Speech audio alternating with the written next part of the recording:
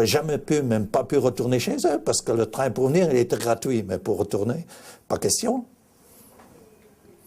Le système est toujours fondé sur la certitude que l'on va faire venir de bons bosseurs et des gens qui n'ont pas trop d'idées perturbatrices dans la tête. Voilà, ce sont les deux critères. Hein. Il faut être un bon travailleur, humble et de préférence soumis. L'Office national de l'immigration avait pour mission de recruter de la main-d'œuvre. Moi, je suis passé en mai 1961. Le point central du passage par l'ONI, c'était la visite médicale. Pour nous faire des radios des poumons, il fallait que l'on soit complètement nus. La volonté affichée était celle de nous humilier. Il fallait que nous comprenions que nous étions des hommes, des sous-hommes, obligés d'obéir. Voilà, c'était une mise en condition, il fallait qu'à partir de ce moment-là, nous comprenions et que nous acceptions une condition de sous-homme. Après cela, il y avait des tests dynamométriques. À partir de là, on était bon ou on n'était pas bon. Alors, les plus jeunes, naturellement, étaient passés, mais j'ai vu et j'ai vécu des drames de familles qui ne remplissaient pas ces conditions.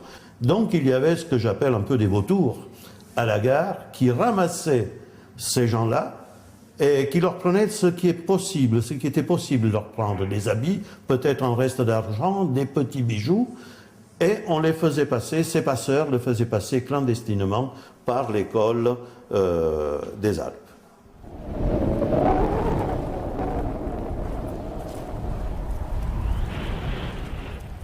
Chaque jour, des groupes s'enfoncent vers la montagne, ils émigrent. Ils vont chercher en France une vie plus compatible avec leurs goûts et leurs aspirations. En dépit des dangers que représente actuellement cette aventure, car il y a la distance, la montagne et la neige.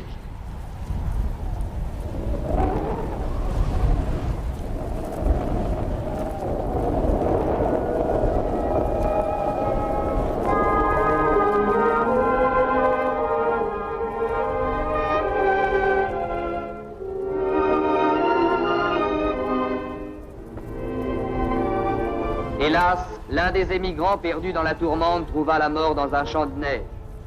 Ce fut derrière le groupe désunis un cadavre qu'on ramena en terre française, un cadavre que les frontaliers accueillirent avec la grande piété simple des âmes primitives.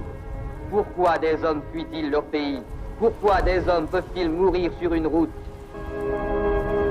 Alors, l'ordre d'idée par Milan, on le sait, c'est 10 à 11 000 par mois. Les clandestins, par définition, on ne peut pas quantifier. En revanche, si l'ONI a été obligé de faire la preuve qu'il fonctionnait, qu'il servait à quelque chose, c'est que les clandestins étaient bien plus nombreux que les réguliers, enfin ceux qui passaient par Milan.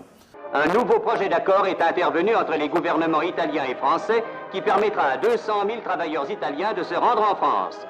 Heureuse initiative qui assurait à l'immigrant comme à son employeur une plus exacte sécurité. Montmélian aura été, dans une période brumeuse, le geste fraternel d'un grand pays à l'égard de ceux que la misère des temps condamne à chercher leur pain dans l'exil.